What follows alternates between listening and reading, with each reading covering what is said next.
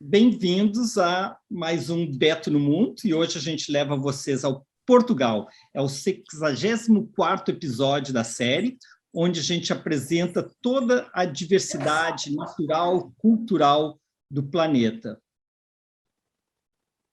Como é que eu diminuo isso aqui? Ok. Todo mundo me conhece, que estão aqui presentes, né? Já circulei por 140 países, sou apaixonado por desvendar a diversidade do planeta, sempre curioso por aprender e conhecer com todo essa variedade. E aqui estou nas falésias de Albufeira, que vai ser um dos destinos que a gente vai estar apresentando ao longo da noite. E no Castelo de São Jorge, em Lisboa, a minha trajetória, né? Eu comecei aqui, fiz o high school nos Estados Unidos, a graduação em Engenharia Civil e Arquitetura na URGS, estágio na Macedônia, estudei na Suíça, e daí tirei um ano sabático maravilhoso pela Ásia, desde as fronteiras com o Afeganistão, aqui em Peshawar, até o campo base do Everest, no Tibete, acampando com os Sherpas tibetanos nas mais altas cadeias do mundo.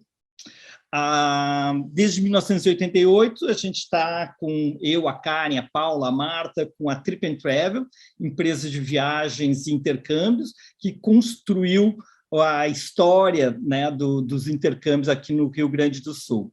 Desde 2016, nós temos o privilégio de ter a chancela do Virtuoso concedido às melhores agências de viagens do mundo. Sempre lembrando o Monsieur Roche, que nos introduziu nas viagens de imersão cultural há 27 anos, que a gente percorre todo o planeta, né, mergulhando na cultura, na história, na geografia, na geopolítica, que é um pouco disso que a gente vai estar mostrando para vocês hoje. Então, bem-vindos ao 64º episódio do Beto no Mundo, levando hoje vocês a Portugal. Portugal, que compõe com a Espanha a Península Ibérica, os dois países mais no extremo oeste da Europa. E essa viagem, a apresentação que eu faço é composta de duas viagens. Uma que eu fiz com a minha filha, que a gente foi de Huelva, na Espanha, para Faro, depois Albufeira, seguimos para Évora, Monsaraz e terminamos em Lisboa. Aqui a pequena Helena, com 10 meses, fazendo sua primeira viagem pela Península Ibérica. E a segunda parte da viagem fez parte do nosso Grand Tour Douro, onde a gente embarcou na fronteira da Espanha com Portugal e navegamos dos 300 quilômetros finais do Douro, desde a fronteira até a sua foz no Porto. E aqui o nosso grupo do Grand Tour Douro, né, que fui acompanhado com a Patrícia e todo esse grande elenco que nos divertimos muito, com a ótima gastronomia, os vinhos, as cidades históricas, que nós vamos ver hoje novamente.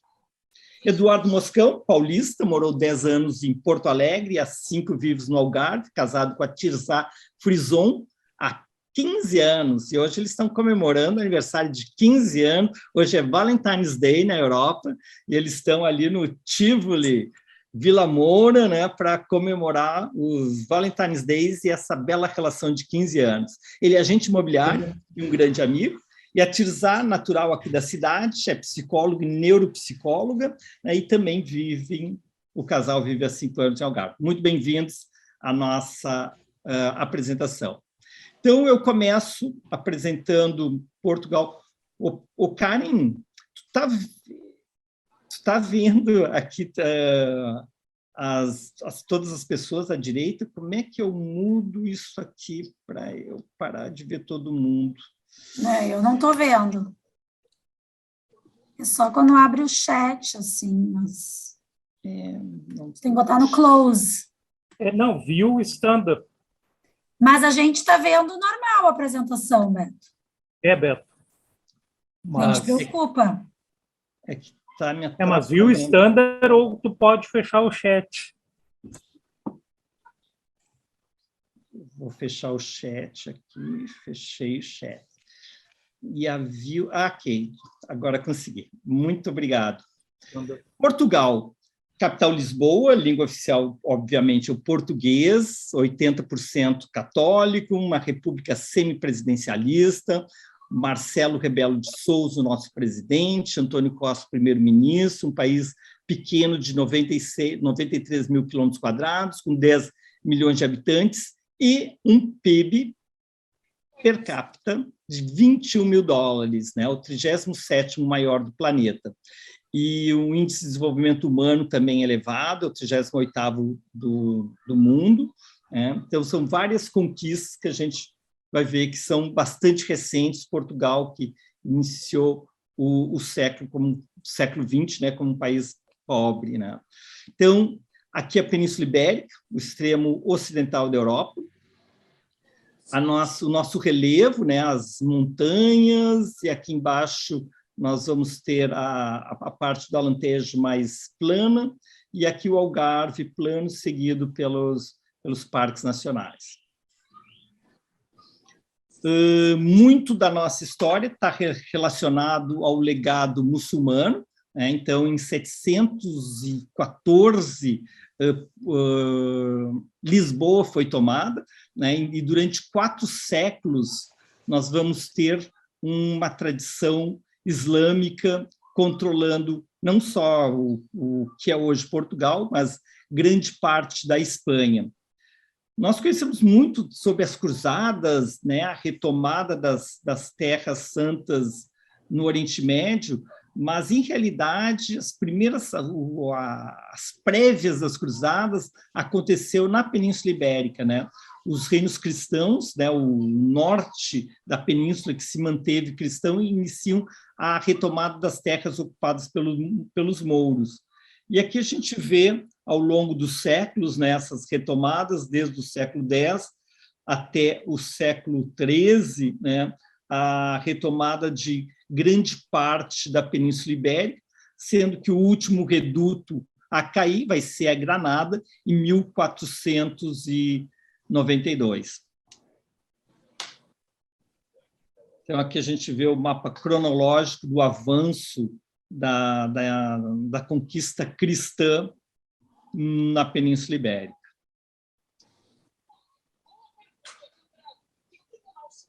E, então, Portugal, que vai surgir, era um condado, surge como um país independente no século XII. Ele tem essa tirinha vertical, né, com o norte, que nós vamos visitar o Porto, Coimbra, com a sua famosa universidade, Lisboa, e aqui no sul, o Algarve. Então, bem-vindos às diferentes regiões de Portugal. Né? Nós temos o Algarve em azul marinho, né? Então, essa tira litorânea. O Alentejo, somando o Alto e o Baixo Alentejo, é a maior área do país e corresponde a 1/3 da superfície de Portugal. Depois aqui nós temos a Extremadura e lá em cima o Douro e o Trás-os-Montes, que são as regiões que nós vamos estar visitando hoje. Começando com o Algarve. Da onde que vem a palavra Algarve? Tem origem na expressão árabe Algarve, que significa oeste. Então, de fato, o nome atribuído à região durante o domínio muçulmano era Algarve al-Andalus, ou seja, Andaluzia Ocidental. Andaluzia, vocês se localizam, né? Sevilha, Granada, Córdoba. Então, nós tinha Andaluzia Oriental e Andaluzia Ocidental, que era a continuidade para o que é hoje o Algarve. Então, Algarve vem de Algarve, a palavra árabe para oeste. A capital é Faro, que é a cidade mais populosa, né? Tem uma área de 5 mil quilômetros quadrados e uma população de quase 500 mil de habitantes. Então, aqui a gente vê o pequeno Algarve, dentro de Portugal e Portugal dentro da Europa. Então, é um detalhe, um rico detalhe em Portugal, desse rico detalhe que é Portugal frente à Europa. Mas olha só a quantidade de praias que nós temos no Algarve. Eduardo Moscão, quantas praias? Essa pergunta não estava encomendada, né? Mas quantas praias a gente deve ter? Devemos ter uma centena de praias aqui no Algarve, né?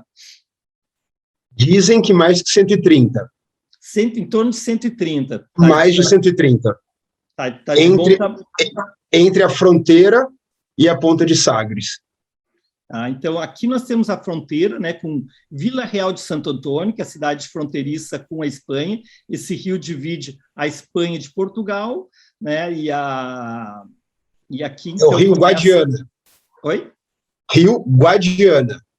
Rio Guadiana. E depois aqui nós vamos vindo todas as praias, Tavira, que é famosa, Faro, que é a capital, Albufeira, que nós vamos estar falando, Lagos e aqui até Sagres. Então, 130 só nessa parte sul. Depois nós vamos ter, na Praias Atlânticas, mais umas outras 20, pelo jeito, né? Exatamente. E, falando sobre história, vamos nos localizar dentro da história. Você sabe que os grandes navegadores eram os fenícios, eles saíram lá da costa do que é o atual Líbano. Grandes navegadores, durante séculos eles dominaram o comércio mediterrâneo, porque eles tinham os conhecimentos de navegação, dos portos seguros, né, e os contatos comerciais. Em um determinado momento, uma princesa fenícia acaba se estabelecendo no norte da África, no que é hoje a Tunísia, e ali vai surgir um rompimento, uma continuidade, mas de uma forma independente da cultura fenícia dos cartagineses, que vão continuar dominando por vários séculos, até entrar em conflito com o grande império que surge, que é o Império Romano, e o Império Romano vai destruir Cartago. Então, todos esses estiveram no Algarve, em Portugal. Os fenícios, os cartagineses e, finalmente, os romanos. Por quê? Porque no Algarve nós temos essa posição estratégica, né, de entrada, controlando a entrada do Mediterrâneo, o acesso, o contorno para chegar até as Ilhas Britânicas. Então, é uma posição estratégica muito importante. Como parte do Império Romano, vai ser a província romana da Lusitânia, passando mais tarde para o domínio com a queda do Império Romano, passa os visigodos, e em 711, Tariq ibn Ziyad passou o Estreito de Gibraltar e derrotou o rei dos visigodos. E por 5 séculos nós vamos ter uma dominação árabe, visível na arquitetura da região e no nome de muitas regiões algarvias, começando com Almofada, né? Então, tudo isso começa com al, vem de, é o O do árabe, né? Então, Algarve, né? Também. E Vila Moura, né? Então, já vem dessa Vila Moura, Vila dos Mouros. Após muitas batalhas, o Algarve foi reclamado pelos cristãos, e desde 1249 e até a proclamação da República, os monarcas portugueses eram intitulados Reis de Portugal e dos Algarves, mostrando a importância que o Algarve tinha como um par do Reino de Portugal, não como dentro do Reino de Portugal. E com a proclamação da República, daí sim, ele é incorporado 100% ao Reino Português, à República Portuguesa. Também importante na história do Algarve foi a Era das Descobertas, que vão colocar Portugal como o grande expoente da mudança das rotas comerciais, que antes passavam pela Rota da Seda, através da Ásia, chegavam até Constantinopla, e daí chegavam na Europa, com a tomada de Constantinopla pelos otomanos, né, o Portugal que vai se lançar, ou já teria sido lançado no século anterior, né, em 1453 nós temos a tomada de Constantinopla, né, e neste período já o infante Dom Henrique já está colocando seus seus barcos para descobrir novas rotas e Vasco da Gama chega até as Índias. Terremoto de 1755, cujo epicentro se situa muito perto de Lagos, né? Destrói grande parte do Algarve, como a gente vai falar sobre a destruição da cidade de Lisboa. Algarve, a província mais meridional de Portugal, é a região turística mais importante do país. Seu clima temperado mediterrâneo, caracterizado por invernos amenos e curtos e verões longos, quentes e secos, as águas tépidas e calmas que banham a sua costa sul, as suas paisagens naturais, o patrimônio histórico e etnográfico, a deliciosa e saudável gastronomia, são atributos que atraem milhões de turistas nacionais e estrangeiros todos os anos e fazem do Algarve a região mais visitada e uma das mais desenvolvidas do país. Tem um PIB é o mais próximo da média da União Europeia, né? 86% da média da União Europeia. E eu queria, falando sobre isso, perguntar, né, para o Eduardo e para a Tirzá, né, quando decidiram imigrar, né, por que vocês, como tantos outros milhões de pessoas, né, escolheram o Algarve? Bom, boa noite a todos. Em primeiro lugar, Beto, quero te agradecer esse convite. É sempre um prazer estar contigo, te ouvir, essas trocas que a gente tem quando está na tua presença, e também é super rico esse grupo, né, esse grande grupo virtuoso que hoje se junta para trocar tanta informação rica, né. Bom, o Algarve, antigamente, quando as pessoas se referiam a Portugal, elas se referiam a Lisboa e ao Porto, em grande parte, porque muitos brasileiros emigravam para as regiões mais a norte, né? Inclusive, quando nós chegamos aqui também, e agora que nós estamos vendo um movimento crescente de brasileiros vindo explorar essa região mais ao sul. Então, isso que tu falaste, Beto, é o que também nos chamou a atenção, o clima, a população que aqui vive, a natureza, a diversidade de aspectos naturais, mas também urbanos, porque dá uma ideia que, como tem muita praia, parece que não tem uma vida urbana, e, na verdade, tem muitos confortos e muitas aquisições que uma cidade grande também tem, porém sem perder a sua característica e o seu espaço, assim, amplo, em contato com a natureza, né? Uma pergunta, né, como todo destino turístico, né, existe um conflito ou existe alguma tensão entre a população local, que por um lado ela depende, ela enriquece, né, com esse turismo, e por outro lado ela está sendo um pouco invadida, né? Então existe esse conflito, vocês percebem ou não? Né? E se vocês, como os invasores atuais, né, sentiram alguma tensão com os nativos, né? Olha, Beto, não, sinceramente não, porque já é uma região turística. Eu acho que as pessoas daqui, elas já estão acostumadas a receber. Elas estão acostumadas a receber turistas há muito tempo, pessoas de fora. Uma coisa que nos chamou muito a atenção é a multinacionalidade. O número de nacionalidades diferentes que vivem por metro quadrado nessa região. Então, isso também facilita muito a adaptação.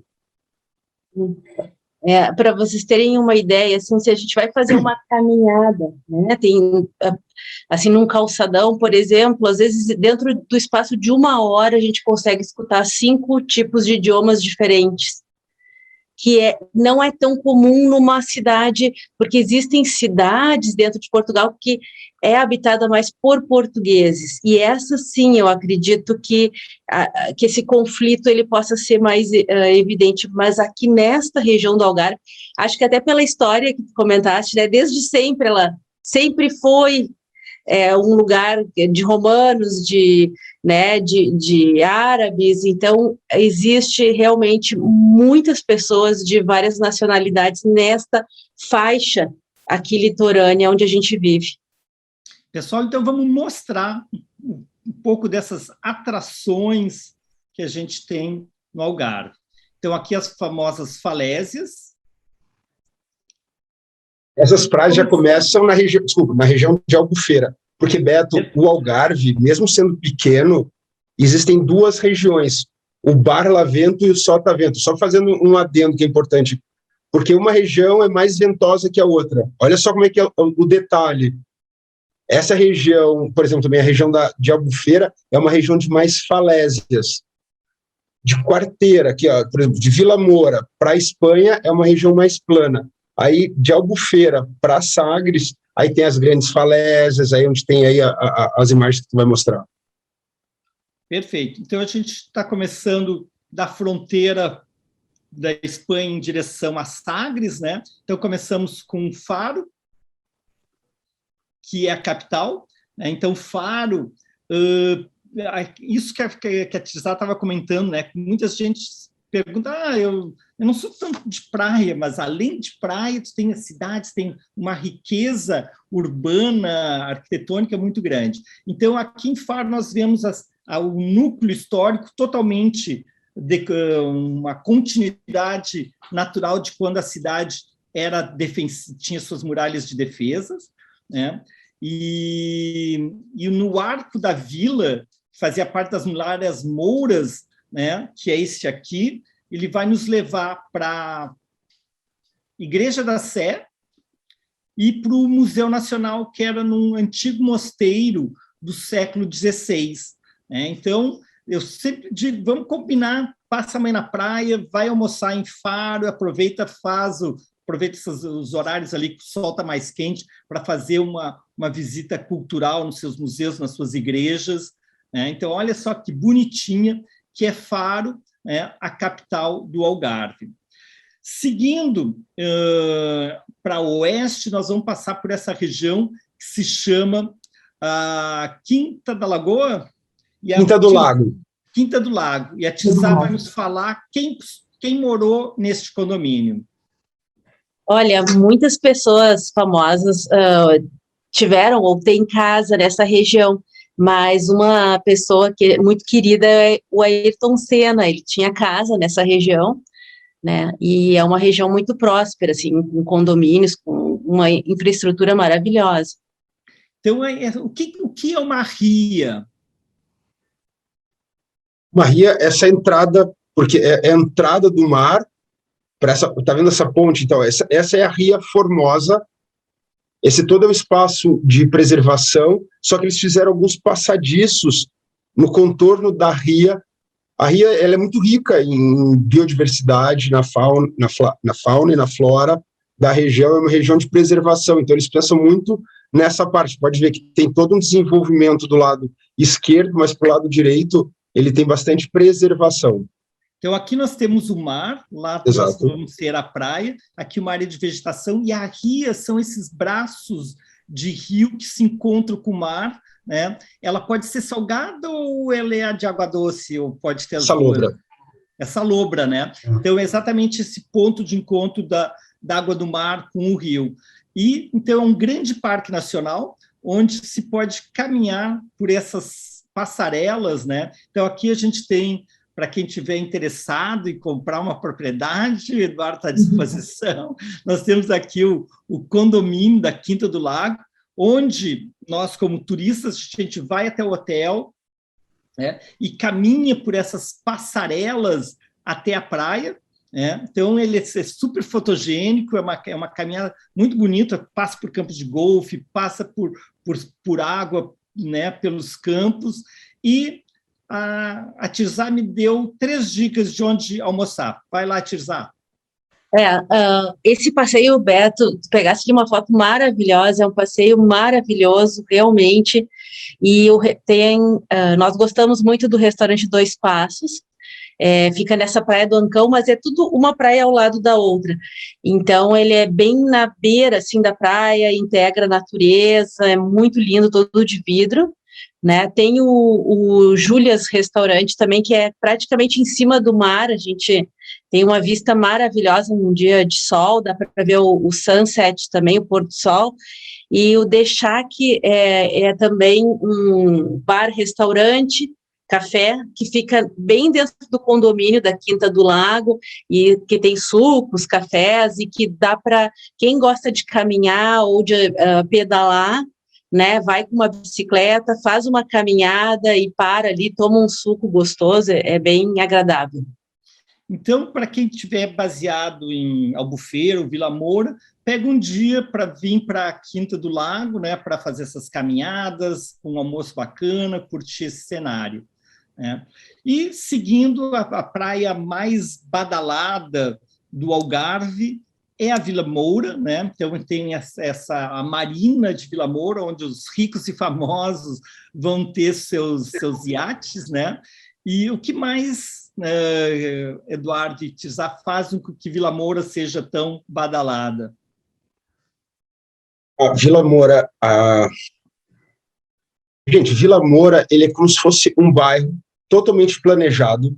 Na verdade, Vila Moura era uma mega quinta que foi comprada, e aí ele desenvolveu, ele verificou a possibilidade de ter a marina, aí ele criou a região do cassino, a região dos campos de golfe, ele criou a região dos grandes hotéis, ele transformou toda essa região e depois começou a desenvolver, ele trouxe serviço e depois ele começou a desenvolver a parte residencial.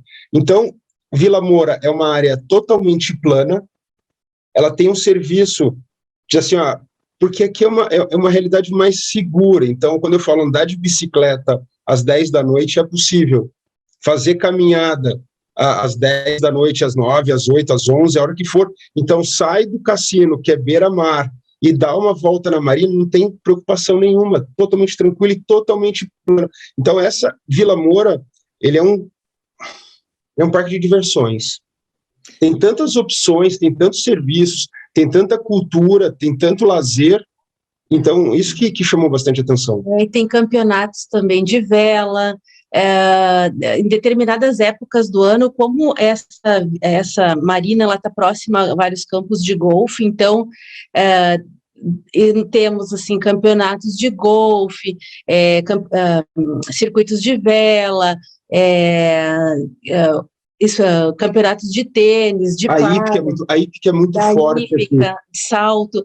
Então, esse público que vem para esta região costuma alugar imóveis que estão nesta região, ou ficar ali, ou até mesmo, né, morar próximo da marina, porque tem essa vida noturna e diurna também, com vários bares, restaurantes, cafés.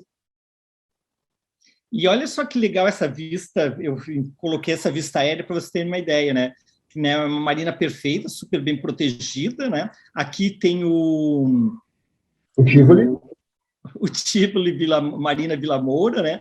Aqui está o The Lake, que é um outro hotel, e aqui é todo cheio dos restaurantes e as lojas, né? Então faz com que seja tão bacana. Aqui há uma vista da Marina de Vila Moura, né? E eu coloquei aqui para quem planeja ir para a região uma seleção dos melhores hotéis, que o casal também me... Aqui tem o Tivoli Marina Vila Moura, do outro lado o The Lake, né? Ambos têm acesso direto à marina. Depois o Anantara, que é uma rede fantástica da Ásia, que se instalou aqui no Algarve, está no meio de campos de golfes, e já em Albufeira, em cima do cliff, nós temos o Epixana, que eu fiquei, que eu adorei, e o Pine Cliff Luxury Collection.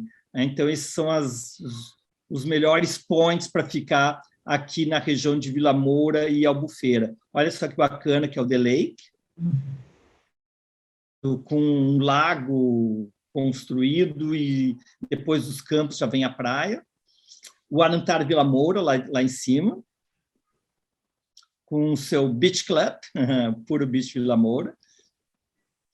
E seguindo, a gente chega em Albufeira, é a minha praia predileta, porque eu gosto da geografia dela, essas formações rochosas que vão acompanhar. Então, aqui começa o barra-vento ou sotavento? Boa pergunta, eu vou pensar. daí essas falésias vão nos acompanhar aqui, desde Albufeira até Sagres, vocês vão ver lá na Ponta da Piedade, em Lagos, maravilhosa. Né? Então, é a praia, os hotéis estão lá em cima, tu desce pela falésia, né? E esse é um deles, o Pine Cliff Luxury Collection, no topo da falésia. Desce Tem um elevador. Oi? Às vezes as pessoas pensam que fica em cima das falésias, tem que contar como é que é o acesso também ao mar, né? Tem alguns que tem elevador. Tem alguns que tem O elevador. Pine Cliff, por exemplo, tem um elevador panorâmico que não tem problema nenhum, não cansa nada. Ele sobe e desce de elevador, é muito cômodo. Mas eu já curto, né? Não é sempre tinha que. Eu fazia parte do astral de conquistar a praia e ter esse esforço. Isso aqui é o Epic Sana. Essas eram as nossas escadinhas que a gente fazia. E olha quem está aí, a pequena Helena, né? Combinando com as cores das falésias, dando seus primeiros passos aí nas areias de Albufeira. Que amor! O que são esses cílios, Helena? Coisa mais linda, minha filha. Então, daí, se a gente seguindo, né, depois aqui nós temos o Vila Moura, Albufeira, e aqui nós temos a Praia de Porches. E um dos hotéis mais legais da costa, da Riviera do Algarve, é esse Hotel Vila Vita. E por que, Tirzá, que tu gosta tanto dele? Bom, essa região, esse Vila Vita, ele recebeu um prêmio do melhor hotel do Algarve, tá? Inclusive, o Algarve, né, Beto falou ali, ele foi eleito por vários anos consecutivos, inclusive agora a gente tem registro de 3 anos consecutivos, mas já sabe que há mais tempo, o melhor destino de verão da Europa. E o Vila Vita foi o premiado. Então, assim, tem vários restaurantes dentro, tem todo um apoio dentro, assim, que não dá vontade de sair. Não precisa. Beto, e aquela praia que tu estava com a Helena ali, aquela da falésia, eu acho que o verão passado ela foi eleita uma das 7 praias mais lindas do mundo, assim, eu sei que tem outras do Brasil, né, que, também, mas aquela ali que tu estava foi eleita, a praia da falésia. Essa aqui. Essa aí ganhou um prêmio, eu não sei se é uma das 7 praias mais bonitas do mundo, porque realmente esses paredões são lindos. E as cores das falésias. Contraste com o mar. E aqui no Vila Vita, tem alguma opção de jantar legal? Tem esse restaurante Aladim, maravilhoso. Beto, tu que conhece o mundo inteiro, isso aí lembra tantos lugares. É total Marrocos, né? Muito legal. Muito legal. Muito legal. E então aqui, quando cansa, vai ali, pega um solzinho, e aqui é a praia do Vila Vita, que é muito bacana também, praia privada. Uma praia exclusiva. E daí o que é muito legal, gente, se possível, então tem dos mais diferentes formatos, né? Pegar um passeio de barco grande com mais pessoas, ou um iate privativo, mas tem que ser feito um passeio pela água, né? Então aqui a gente está saindo, eu vou mostrar o passeio tradicional que se faz, costeando a costa do Algarve, passa pelas cavernas de Benaguil, né, a Ponta da Piedade, e para em algum lugar para almoçar, tipo o caniço que a gente vai estar mostrando para vocês. Então, o que é isso que a gente está vendo, Eduardo? Isso é a praia de Benaguil, essa é a gruta de Benaguil, ela tem esse buraco em cima, e é muito bacana passar, visitá-la. Seguinte, uma dica, é um barco pequeno, quando vierem fazer uma viagem para as grutas de Benaguil, tentem pegar uma lancha menor, que ela tenha acesso até a praia para poder chegar perto do buraco e poder ver essa iluminação, é muito especial. Olha que especial que fica. As pessoas descem ali e ficam ali, fazem uma praia. Pode acessar nadando, de stand-up, mas eu sugiro... Caiaque também. Não, eu sugiro de lancha, porque eu sou Mais cômodo. mais cômodo. Então, acessa com uma lancha pequena, olha a vista desse restaurante. E depois cansou de nadar, de mergulhar, vem aqui no Caniço. E o que vocês recomendam para a gente comer no Algarve? Peixe assado, mariscos, choco, lula, polvo. Camarão. Gente, ostras, tudo assim, ó, o azeite é bom, o vinho é bom, o pão é maravilhoso, a manteiga é tri boa, gente.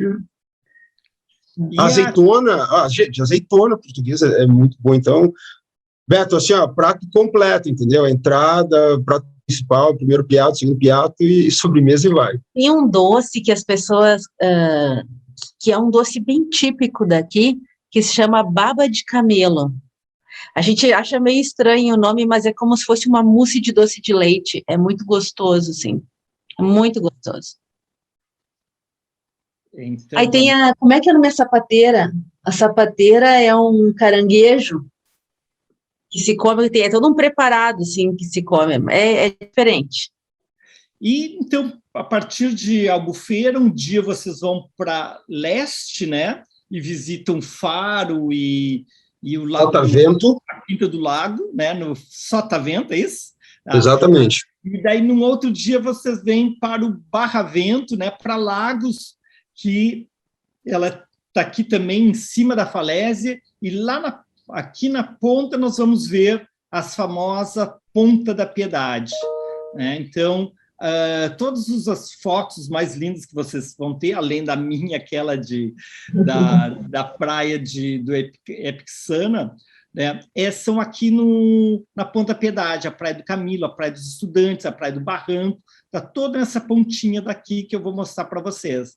Então, esse é o conjunto, não é uma praia só, é um conjunto de formações rochosas que formam a Ponta da Piedade, né? Então, é possível vir de barco para ter todas suas vistas, mas também dá para descer todas essas escadarias aí para algumas dessas praias, né? Então, essa aqui é a Praia dos Estudantes, muito legal. A Praia do Camilo, né? Então, aquela grande escadaria te traz aqui até a Praia do Camilo. E aqui a Praia da Balança. Então, e lá no fundo vocês estão vendo Lagos. E a Praia do Barranco, que é a mais de difícil acesso, que eu acho que é só pela água, né? E, finalmente, Sagres. Por que se vai a Sagres, Eduardo? Dizem que saíram... Era uma escola de estudo marítimo de Portugal, então tem a Fortaleza de Sagres. Essa é uma foto bonita. As escolas de navegação aqui no Algarve, elas estão associadas a essa região, né? É uma região que venta muito, o mar ele é bem mais agitado, porque aquelas praias ali, Beto, que tu mostraste, o mar ele é tranquilo, ele não tem aquele repuxo que a gente entra, então dá para nadar tranquilamente vendo aquelas rochas. É possível, tem gente que compra aquelas boias grandes que a gente vê para usar em piscina e fica dentro do mar com aquilo ali, é relativamente assim, tranquilo, não tem um repuxo. E o mar é tranquilo, não tem nem muita ondulação, pode ver que está sempre, tem onda, mas não é onda muito forte, muito difícil. Agora Sagres aí já é... Aí venta muito, porque está bem na curva, está bem na esquina de Portugal, e aí encana o vento. E aí sim, aí naquela região tem mais ventosa, muito mais vento. Mas vale a pena pela paisagem, né? Assim, pelas pedras, as rochas. É gigantesco. O tamanho das rochas são gigantescos, a altura é gigantesco, a força do vento é muito bonito. Não, e para nós, né, que na história a gente estuda, né, a escola de Sagres, o Infante Dom Henrique, daqui que partiram, né, os estudos que fizeram que as grandes navegações levaram Vasco da Gama a circundar a África e chegar até as Índias, a Pedro Álvares Cabral por desvio de rota chegar ao Brasil, né? Então tudo começa daqui, da escola de Sagres, que em realidade ela estava baseada em Lagos, né? Mas é aqui que leva o nome, e esse desenho, esse design aqui fantástico, né, no extremo sul. Então, este é uma das atrações de Portugal, que é o Algarve. Então, eu queria agradecer aí a Tirzá e o Eduardo, mas continue com a gente. Continue que a gente vai seguir aqui para o Alentejo, né? Então, logo ao norte do Algarve, nós temos Alentejo, a capital é Évora, tem uma área de 31 mil quilômetros quadrados, uma população de 0,7 milhões de habitantes. Então, a gente vê aqui que é a maior região de Portugal, 1/3 do país. Aqui nós temos Algarve pequenininho, né, o Alentejo, Lisboa e Vale do Tejo, o centro de Portugal, e Porto e o norte. E no Alentejo, no coração, nós temos Évora, que é onde a gente vai levar para vocês. E, para quem não sabia, a nossa Porto Alegre portuguesa, que é uma cidadezinha maravilhosa, toda branca, toda medieval, está aqui no norte do Alentejo, na fronteira com a Extremadura espanhola.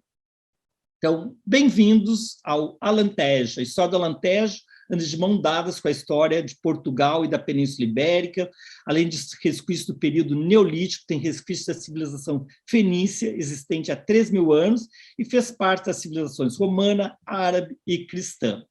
Após os romanos e visigodos, chegaram os árabes, e com a reconquista cristã, a construção de inúmeros castelos, alguns construídos sobre mesquitas muçulmanas e muralhas, e construção de muralhas de proteção, né? Então,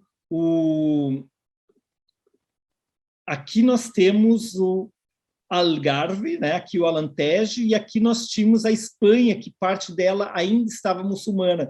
Então, a necessidade que as fortalezas ao longo da fronteira eram necessárias em função disso. Então, bem-vindos a Évora. Em Évora, a gente fez um passeio muito legal pelo Tours Portugal, que é um esquema que eles entram com toda a infraestrutura das bikes, isso é comum também na Provence, na Toscana, né? E nos entregam em determinado local. Aqui está os guris entregando as bicicletas.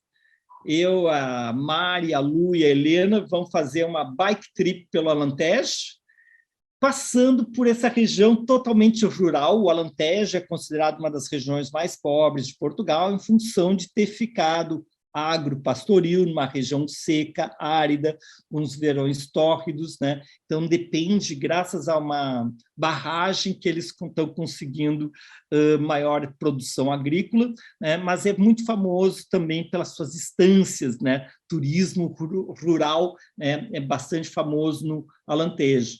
E a gente fez um circuito por antigas trilhas do trem, né? Então, o trem não passava mais e ficou bem esse tamanho, né, de, sei lá, de alguns 10 metros aqui, ficava ótimo para a gente ir passando pelas propriedades.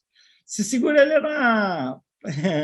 E daí a gente foi seguindo aqui pelo Alentejo, vendo as árvores de onde é tirado a cortiça, né? Então, o sobreiro, né, com toda a técnica, né? Cada vez que tu remove a casca para fazer as rolhas, né, tu tem que aguardar 7 anos para o novo corte, né? Então, aqui a gente vê o corte feito e aqui já aguardando para o próximo. E, então, além do azeite de oliva, da cortiça, né? O Alentejo é famoso pelos seus vinhos, né? Então, a base é a agricultura, pecuária, pesca, a indústria da cortiça, e desde o último século, né, o turismo rural, né, tem sido bem importante para a economia. E nós vamos visitar a vinícola mais famosa do Alentejo, que é a Cartucho. Então, paramos, visitamos a Cartucha.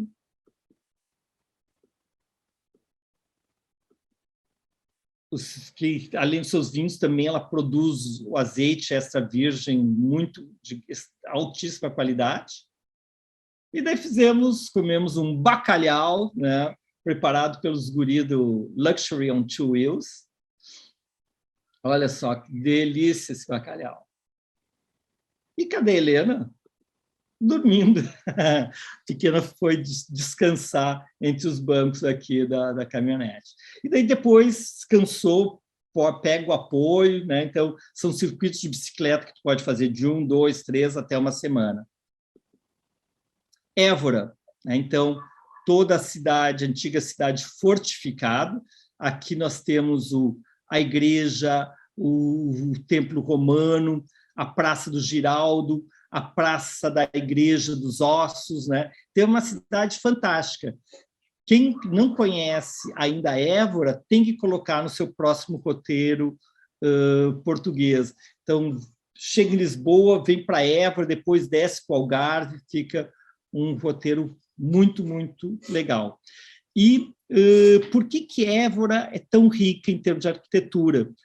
Pois tinha uma família de nobres, que é a Casa de Avis, que ela vai assumir a soberania de Portugal, eles vão virar reis de Portugal. E durante o século XIV ao XVI, que é bem o período áureo do Império Português, das grandes navegações, do Império Colonial, e todas essas riquezas disso provém, né? Essa corte, que está estabelecida em Portugal, mas cujas suas raízes eram de Évora, continua a embelezar, enriquecer e construir mosteiros, igrejas e prédios públicos, né, de grande requinte. Então, nós temos o esplendor colonial português decorando e enriquecendo a cidade de Évora.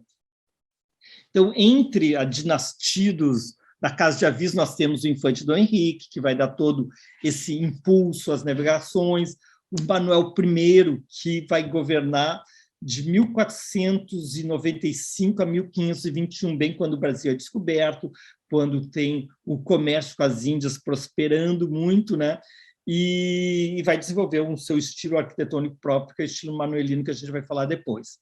A praça principal de Évora se chama Praça do Giraldo, né? Era o local onde, né, durante onde se fazia o local da Inquisição no século XVI, e nos anos 70, quando nós vamos ter a Revolução dos Cravos, que cai o regime de Salazar, é aqui, né, uma cidade dentro de uma região empobrecida do país, que nós vamos ter umas grandes movimentações pela reforma agrária.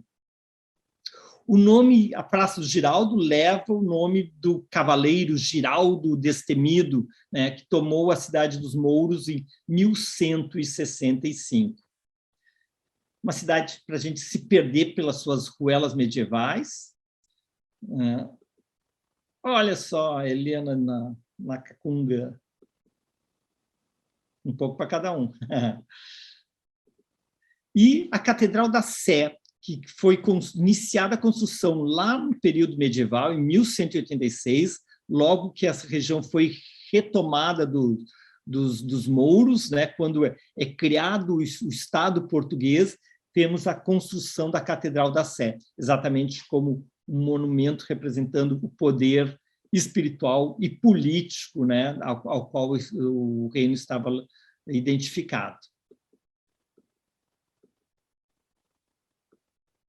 E nós temos o maior complexo romano de Portugal aqui em Évora, um templo romano do século III, o mais bem preservado do país. Então, é provavelmente dedicado à deusa Diana, está no centro da cidade, né? E como é que eles resistiu? Porque tinha sido construído, eles utilizaram as colunas como parte de uma fortaleza que durante o período medieval e ao longo dos séculos foi utilizada. E só foi redescoberta no século XIX, quando começam a revitalizar, começa a se remover os enchimentos dessas paredes e se redescobre esse templo romano em perfeito estado. A Universidade Jesuíta foi fundada em Ó, Karen, tu aí que é da Unicinos, né?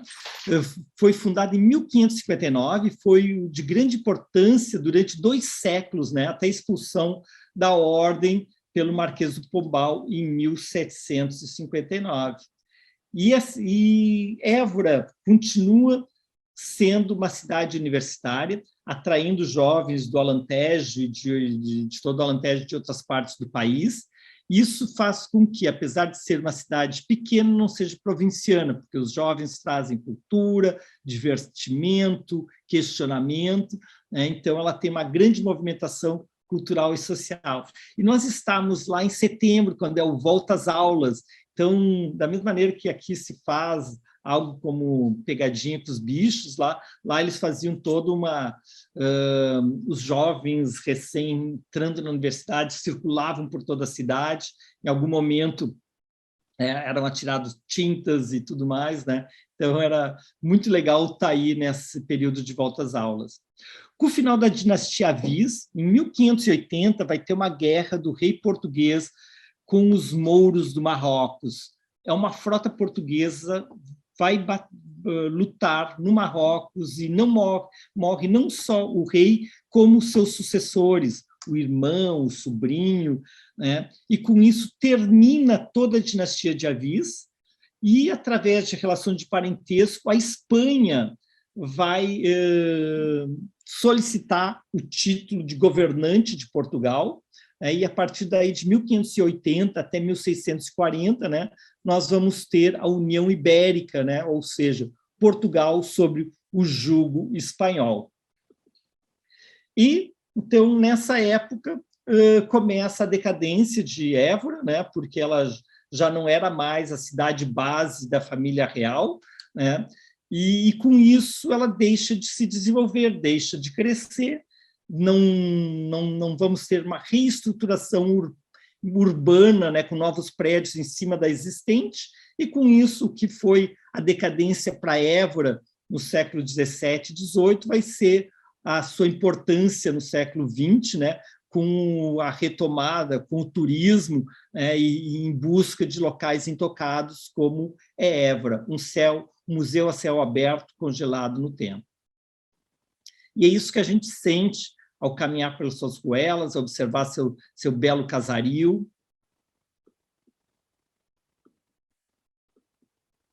Com a luz do entardecer e esse céu maravilhoso.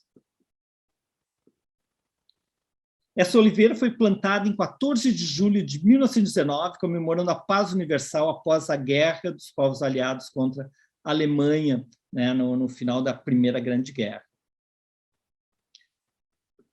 E aqui, vou levar vocês à Igreja de São Francisco, para ver seus belos azulejos, e a Capela dos Ossos, construída na primeira metade do século XVII, no prolongamento da Casa do Capítulo do Convento de São Francisco. A Capela dos Ossos é um convite à reflexão sobre a transitoriedade da condição humana, resumindo na legenda em cima do portal da entrada. Nós, ossos que aqui estamos, pelos vossos esperamos. Então, ela é toda construída com ossos, né? Então, na época que tinha que se realocar um cemitério, né? Então, eles utilizaram todos os ossos, né, nessa construção dessa capela. Nós, ossos aqui que estamos, esperamos pelos vossos. Muito curiosa. E, falando em gastronomia, o restaurante mais tradicional de Évora é o restaurante Fialho. Ele morou aqui no Brasil uma época, e aí a gente tem que pedir o cordeiro e beber o peramanca, né, que é o vinho tinto mais tradicional do Alentejo. 2 hotéis que eu aconselho ficar é o Mar de Ar Muralhas e o Mar de Ar Aqueduto. Então, eles estão dentro nos contornos da cidade murada, né? Então, é legal porque tu consegue chegar de carro e, a partir daí, para dentro, faz todo o peatonal. Nas proximidades de Évora, nós temos Monsaraz. Então, uma dessas fortalezas que tinham junto à fronteira com a Espanha. Então, aqui do topo do castelo, a gente tem toda essa vista da região mais árida, né? E que, graças à irrigação, se pôde ter esse tom verde. E uma cidade extremamente fotogênica, cênica, o seu casario branco, suas pedras, a igreja. Linda, né? Então, 1h30 de Évora, dá para fazer o passeio de um dia, que foi o que nós fizemos, comprando as cerâmicas que são produzidas na região, um colorido muito bonito. Helena! Em Monsaraz. E a pré-história de Portugal. A gente conhece a Gruta de Lascaux, Altamira, né, na Espanha, mas Portugal tem um dos maiores sítios sítios pré-históricos da Europa. A pré-história de Portugal é partilhada com o do resto da Península Ibérica. Os vestígios humanos modernos mais antigos conhecidos são de homens de Cro-Magnon, com traços de Neandertal, de 24.500 anos. Indicadores dessa população mestiça entre essas duas espécies. São também os vestígios mais recentes de seres com característica de Neandertal que se conhece, provavelmente os últimos de sua espécie. Então, há cerca de 5.500 anos surge uma cultura mesolítica, né, e que nós vamos ter aqui, né, no Alentejo, vários desses sítios com os menires, nos remontando a essa antiguidade pré-histórica. Seguindo 2 horas de Évora, a gente chega em Lisboa, né, uma cidade de 100 km², com 500 mil habitantes, a ponte que liga, atravessando o Tejo, né, liga Lisboa com o outro lado, as marinas, o mar e a água sempre presente. Começamos com um dos bairros, que é Belém, e aqui nós temos o monumento das navegações, né? Um monumento ao 5º centenário do infante Dom Henrique. Então, Dom Henrique nasceu em 1460, né? E vai morrer, e 5 séculos depois, em 1960, se constrói esse monumento. Então, nós estamos ali com o infante Dom Henrique à direita, conduzindo os nobres estudiosos, os religiosos para além-mar, né? Vamos utilizando, desenvolvendo os instrumentos de navegação e levando a bandeira da cruz, né? Levando o cristianismo para as novas terras e também fazendo boas e novas relações comerciais. Então, todos os personagens dessa história das grandes navegações, aqui representados nesse grande mural fantástico de esculturas, né, inaugurado em 1960. Lá, o infante Dom Henrique, seu olhar para o longe. Né, e caminhando ali entre o Monumento dos Imigrantes, não, o Monumento aos Navegadores e a Torre de Belém, a gente passa pelo Altos Belém, um hotel que eu adoro, né? Então, aqui, com esse janelaço ali para a gente ver a marina. De um lado se vê a Torre de Belém, do outro lado se vê o monumento dos navegadores. Então, se você já foi para Portugal várias vezes, para Lisboa, ficou sempre lá no centro, na Avenida Liberdade, numa próxima vinda, vem para cá, conversa com a gente aqui na Trip and Travel para a gente organizar a sua estada no Altos Belém, né? E falando sobre a Torre de Belém foi construída no período de Manuel I, que foi esse soberano que vai estar à frente de Portugal na época das grandes navegações e das conquistas imperiais. E vai criar uma arquitetura própria, muito rebuscada e com elementos que remetem a essas grandes navegações, né? Os elementos decorativos da arte manuelina remetem às conquistas navais e à corte portuguesa, como a esfera armilar, conferida como divisa por Dom João II ao seu primo cunhado, futuro rei Dom Manuel I, mais tarde interpretado como sinal de um desígnio divino para o reinado de Dom Manuel. A Cruz de Portugal, ou Cruz da Ordem de Cristo, é o símbolo intrínseco a Portugal, usado nas velas das naus do tempo dos descobrimentos e no brasão de Tomar, cidade que foi sede da Ordem dos Templários e da sua sucessora, a Ordem de Cristo. Então, esses elementos nós vamos ver no Mosteiro de Jerônimos, na Torre de Belém, no Convento de Cristo em Tomar, no Mosteiro de Santa Maria e Alcobaça, né, que são os maiores exemplos da arte manuelina, que é essa arte da virada de 1500, do 15º para o 16º século. Então, as cordas entrelaçadas e cabos fazem muitas vezes uma releitura arquitetônica de elementos das naus do descobrimento, as fivelas estilizadas, o romã, símbolo de fertilidade, o alcachofra, símbolo de regeneração e ressurreição, as pinhas, símbolos da fertilidade e a utilização de azulejos. Então, aqui a gente tem a Torre de Belém, esse exemplo maravilhoso da arte manuelina, né? Era uma fortificação, era uma ilha, né? Hoje ela já está ligada ao continente, né? Então, um monumento ícone da arquitetura do reinado de Dom Manuel I, né? Então, o brasão das armas, as cruzes de Ordem de Cristo. Alguém quer fazer um comentário? E aqui, então, a torre perde sua função a partir da ocupação filipina, que é aquele período onde teve a unificação ibérica, né, de 1580 a 1640, e temos hoje, né, como esse belíssimo ícone decorativo. E o terceiro, outra grande construção do período de Manuel I é o Mosteiro de Jerônimo, né? Ele foi encomendado por ele, e a construção começa no início do século XVI e dura um século. Então, ele tem essas dimensões majestosas, e toda essa riqueza dos detalhes da arte manuelina, o elemento da cruz, todos que remetem ao rei e à igreja, né? Então, é o ponto culminante da arquitetura manuelina, é o mais notável conjunto monástico português do seu tempo. Olha que bárbara, né? Igreja por dentro.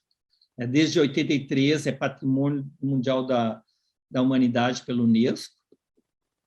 E aqui nós temos a tumba do grande navegador Vasco da Gama, né, dentro do Mosteiro de Jerônimos. Então, Belém é um bairro de Lisboa, e agora vamos entrar em Lisboa propriamente dito, também seguindo a história de Portugal como um todo, fenícios, cartagineses, daí romanos aqui estiveram por 7 séculos, os mouros por outros 4, né?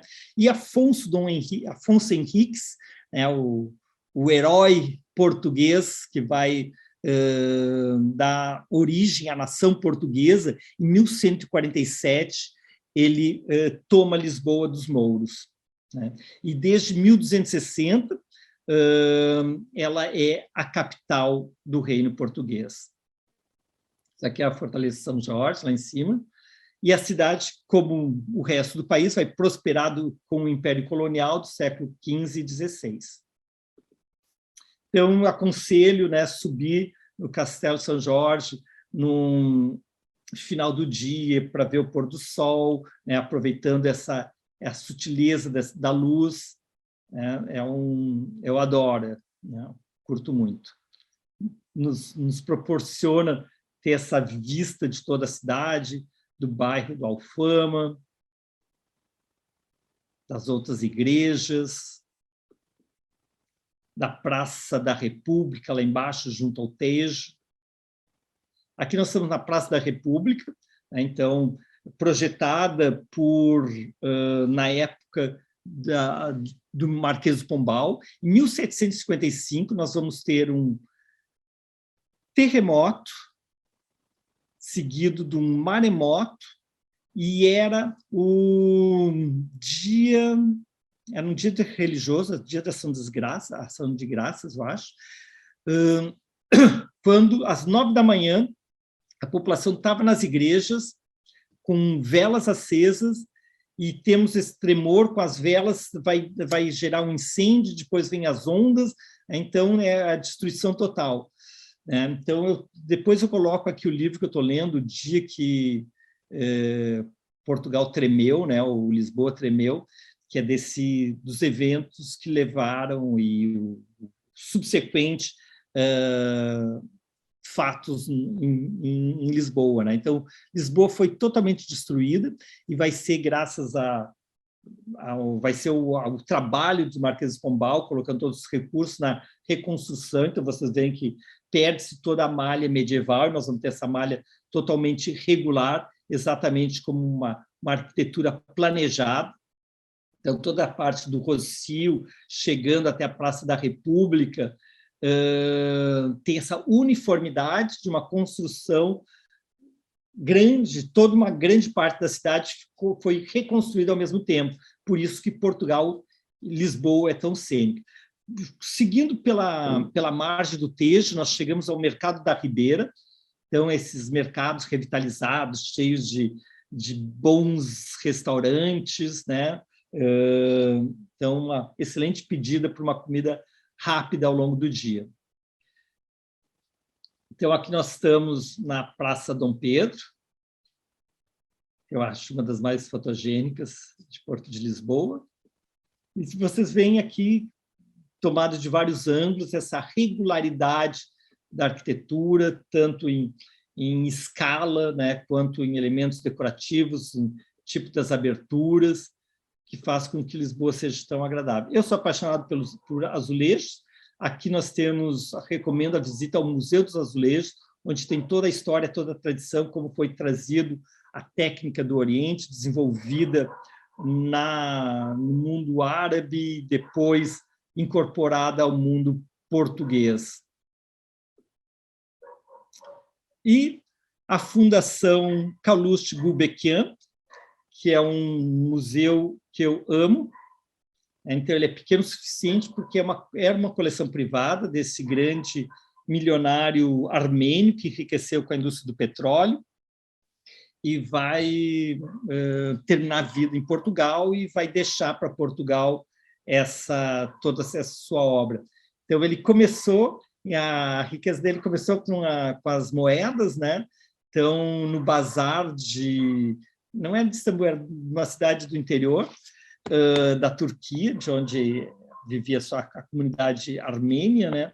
Ele começa a estudar as moedas e, sagaz, inteligente, ele começa comprando barato moedas que o cara do bazar achava que estava enganando o menino, né? E o menino vai fazendo sua coleção e vai ficando importante. E ele tem peças maravilhosas de todo o Oriente Médio. Então, aqui toda a escrita cuneiforme dos assírios, cerâmicas turcas do período Iznik, seljúdico, os tapetes, as miniaturas, e seguindo depois para a arte cristã, até chegar às grandes obras da pintura ocidental, como Rembrandt. Aqui nós temos o Monet. E outra atração que eu recomendo em Lisboa é o oceanário, então, principalmente com crianças, né? Tu vai ver os diferentes cenários marinhos, né? Com os pinguins, as lontras, os corais. Foi bárbaro fazer esse passeio com a Helena. Ela aqui dentro de um aquário, né, vendo tocando o tubarão.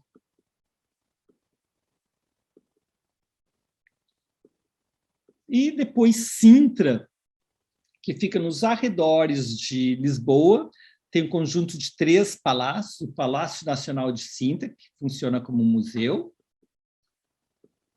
o Palácio da Penha, e o Castelo dos Mouros, né? Então, dá para fazer, num dia, todas essas atrações, um ótimo lugar para para ter como base em Sintra é o Penhalonga, da rede Ritz-Carlton, virtuoso como nós, né? Então, que dá todo um grande parque nacional, né? Então fica uma excelente localização para percorrer.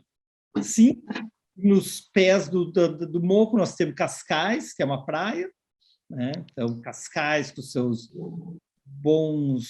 seu mar, seus frutos do mar, seu casario, e Estoril, né? Renomada por seu cassino. Seguindo em direção norte, nós vamos passar por Ericeira, que o Pedro conhece bem, em função das ondas de Ericeira, além do seu fantástico fruto do mar. É a praia uma das mais famosas ondas de Portugal. E de Ericeira a gente chega em Mafra, onde tem o Palácio de Mafra, esse imenso complexo real e religioso, que daqui que a família real partiu para vir ao Brasil, Dom João VI. Então, a Capela de Mafra. Então, Mafra também pode ser visitada a partir de Lisboa, num day trip. Mas eu passaria por Mafra e iria dormir em Óbidos. Óbidos, a cidade das rainhas. Então, as rainhas recebiam Óbidos como dote de casamento. Óbidos, uma cidade medieval, preservada no tempo, totalmente murada, com seu casario branco, no meio de uma área rural, com seus bons restaurantes, suas lojas. Eu adoro Óbidos, é daqueles lugares que nos faz sentir estar viajando no tempo.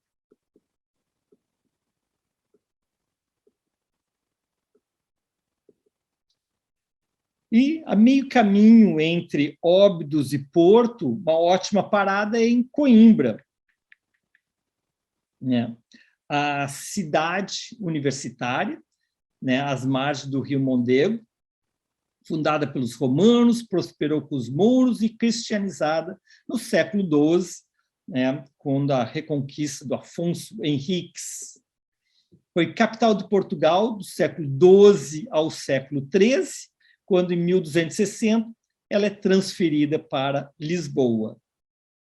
A Universidade de Coimbra, fundada em 1290 por Dom Diniz, né, inicialmente em Lisboa, é estabelecida aqui em 1537. Então, uma das mais antigas da Europa e continua renomada até hoje. Muitos dos nossos intelectuais, principalmente da área das letras, estudaram ou fizeram algum estudo sanduíche em Coimbra. Aqui nós temos João III, que estabeleceu a universidade em Coimbra em 1537.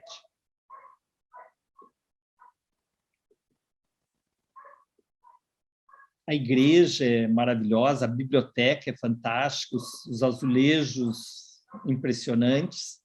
E daí a gente desce da universidade, vai passando pelas suas igrejas, portugalidades, almoça nos lugares bacanas e pelas suas ruas estreitas, todo esse núcleo histórico medieval, a gente chega até a parte baixa, né? E, novamente, aqui, dentro de uma igreja, a história religiosa registrada nos azulejos.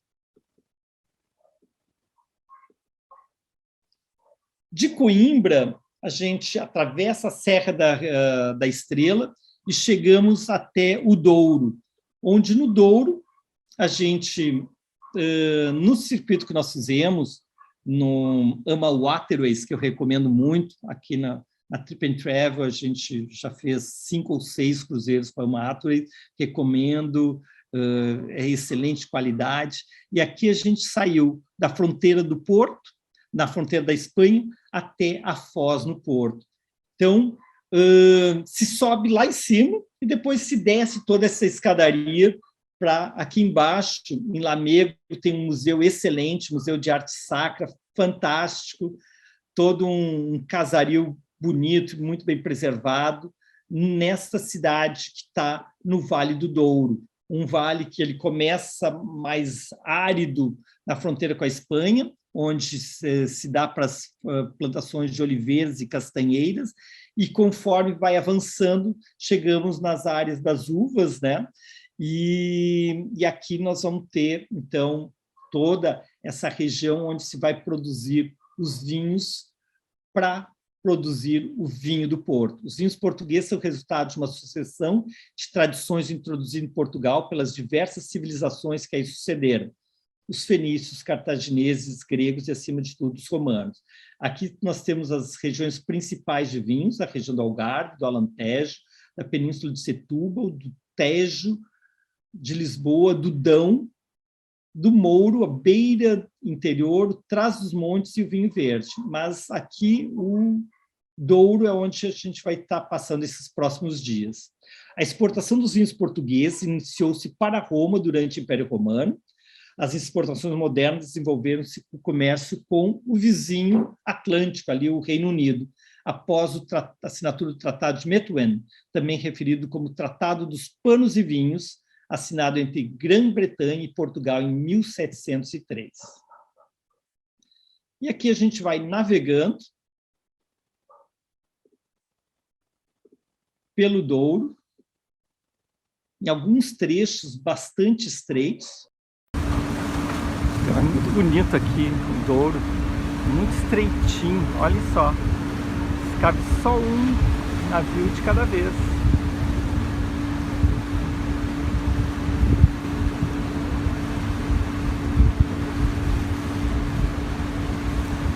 Bem legal, adorei. As belezas do Douro. Então a gente começou lá na fronteira com a Espanha, no Douro mais árido, no Vale do Douro mais árido.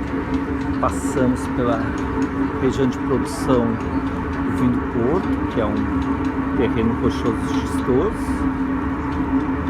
onde no início da maturação, da fermentação, eles cessam e o vinho passa a ser o famoso vinho do Porto. Um vinho com maior teor alcoólico. Aqui nós já estamos no meio do Douro. Então, o Douro, que tem 200 quilômetros no território português, tem 5 eclusas. Ali na frente, mais uma que nós vamos passar. Com isso, eles dominam os 200 metros de altitude que eram tomados por corredeiras e que possibilitou que o Douro fosse navegado. Beto Conte, Grand Tour Douro para você. Então aqui a gente está navegando, uma parte que tem uns 25 metros de largura. A profundidade varia de 2 a 10 metros. A parte mais estreita são 14 metros. O nosso cruzeiro aqui passa só para 2 metros de cada lado. Nós estamos na região do Minho. Bom, aqui é Minho? Não. Aqui é verde. É o Douro verde. É Douro. Qual parte do Douro? É o Douro verde. Qual é a parte do Douro? É Marco de Canaveses. Oi? Marco de Canaveses. Marco de Canaveses. Então, aqui a nossa vista dele. Então, é muito legal os cruzeiros fluviais, porque a gente está sempre muito próximo da vida ribeirinha, né? Tanto nos povoados quanto os cultivos, os castelos, os palácios, né? Muito bacana. Então a gente aqui está entrando numa das eclusas. Tem 10 eclusas no Douro. Ele nasce lá na Espanha e desemboca no Porto. Então era um rio incontrolável por causa das corredeiras. E nos anos 70 do século XX foram construídas essas eclusas para vencer a diferença de nível. Essa aqui é a maior diferença de nível, são 35 metros entre o nível de água onde nós estamos e o nível de água que a gente vai descer lá. Então a gente entra nessa nessa eclusa. Mais ele para um fecha, bocadinho e poupa e como também. um elevador vai descendo a água até a gente chegar ao Dois outro nível. E funciona também como Na mão do uma Pro. hidroelétrica. O Pro já está bom. O marinheiro está aqui do meu lado, dando as instruções, porque a eclusa tem 12 metros. E nós temos 11 metros e 20 de largura. Então sobra 80 centímetros, 40 para cada lado. Quanto sobra? Sobra 40 centímetros para cada lado. Tem que ser um bom motorista. Vou continuar depois. Mais um bocadinho. Aqui a gente consegue ver direitinho a gente descendo, a gente estava lá em cima. E aqui, descendo, olha aqui a escada. É nesse pilar aqui, fica presa a embarcação, lá em cima, que a gente está descendo. Essa é a maior eclusa do Douro, são 35 metros. Então as gurias todas encantadas, lá nós temos quase o fim do tudo. Então, aqui a gente está saindo da eclusa. Já estamos de volta aqui no Douro. Saindo da eclusa. Ó, lá está vindo um barco. Como essa parte mais à frente é estreita, a gente tem que esperar ele passar, porque senão não passava em dois ao mesmo tempo. Mas se vai entrar aqui, vai fazer o caminho inverso, ele vai subir a eclusa, vai entrar nesse elevador, vai fechar as comportas, né, vai liberar a água do outro lado, daí vai subir pela força hidráulica. Esse é o sistema de vencer as diferenças de níveis aqui no Douro. Muito legal. Gratuite, durante o Douro, terceira edição dos nossos cruzeiros fluviais, hoje temos o Danúbio do Rio, agora a gente está desbravando belezas fantásticas. Ficou bem educativo esse vídeo, né? Eu quis fazer em partes exatamente para a gente ver como funciona uma eclusa. E aqui, então, depois de atravessar várias eclusas, aqui nós temos Caldas do Rego, de Arregos, e seguindo no confortável Ama Waterways, que a gente já fez o Danúbio, o Ródano, o Reno e aqui o Douro. E o legal é que nós vamos chegar na cidade do Porto, Entre Rios, nas últimas paradas, daí Guimarães, que foi a primeira capital de Portugal, quando Afonso Henriques conquista, né, começa as conquistas mouras e recebe do rei de Portugal, de Espanha, o direito de passar de condado a reino, né? Então vai ser aqui em Guimarães, que vai ser a capital até 1143, quando ela vai ser transferido para Coimbra.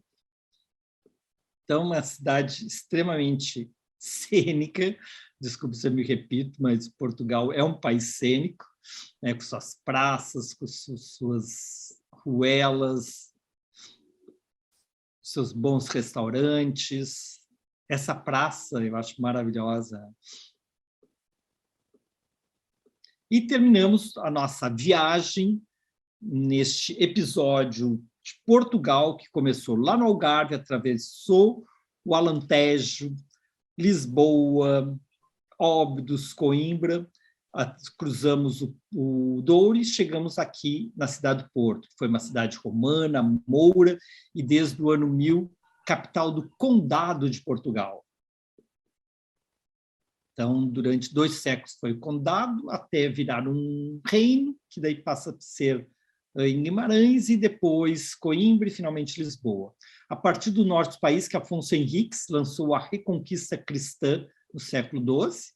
Em 1387, Dom João I casa-se aqui na cidade do Porto com Filipa de Lancaster, da Inglaterra, e aqui nasce o infante Dom Henrique, que conduziu Portugal na Rota às Índias e vai mudar a história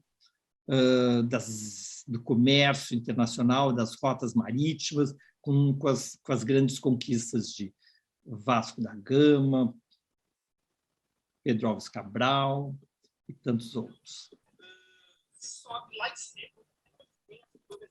E aqui chegamos na cidade do Porto. Também, eu acho ela até mais bonita que Lisboa, né? Então, é lógico, ela compõe ainda mais com a água. E nós temos Vila de Gaia de um lado, a cidade do Porto do outro, com a parte medieval.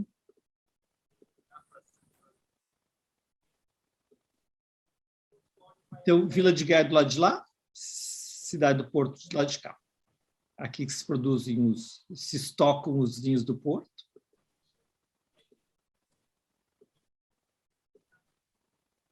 A ponte, que a gente caminha, né, ligando um lado ao outro, e que permite fazer essas belas fotos, né, quase como vista aérea, mas não, são vista da ponte.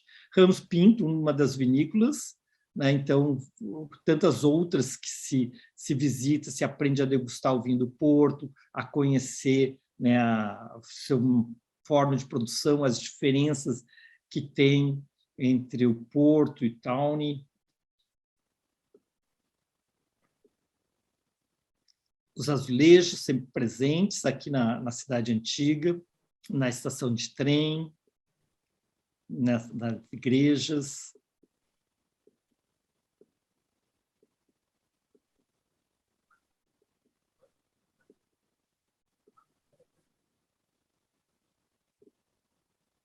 Por aqui, aquela famosa livraria do Porto.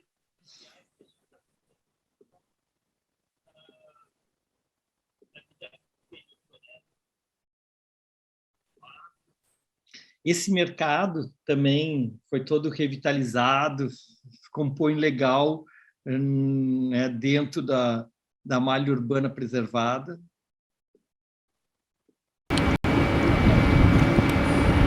Cidade do Porto. Eu acho que é a cidade mais bonita de Portugal, uma das mais bonitas da Europa. O seu casco histórico, a ponte, uma das 6 pontes que divide, que une Porto com Vila Nova de Gaia, separados pelo famoso Rio Douro, um rio de 800 quilômetros, que se estende desde a Espanha até sua foz, aqui a 2 quilômetros da cidade do Porto. Ali, mais adiante, a gente encontra o Atlântico. So if you see, that collapsed when he invaded Porto, and the bridge collapsed, and unfortunately everybody passed away. Again, we made it Porto one of the most charming tourist places in the Portuguese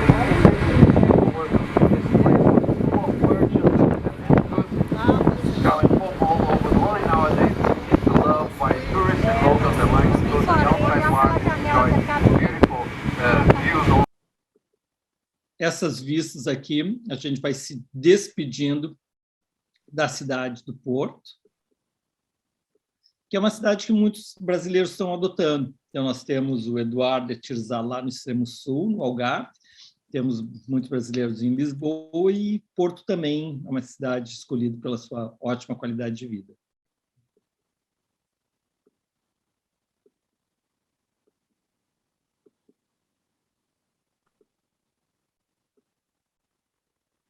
Eu não canso de fotografar o Porto.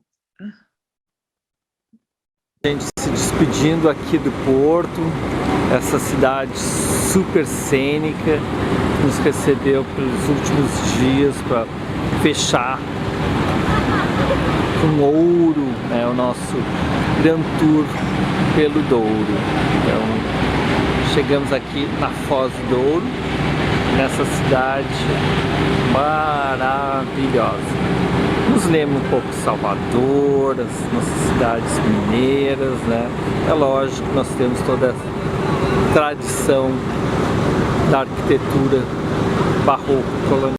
E com isso a gente terminou a nossa apresentação de Portugal com o Porto e o Douro, e convido vocês para o próximo episódio do Beto no Mundo, que vai ser após a nossa volta do Egito, no dia 14 de março, retornando à Ásia com Singapura.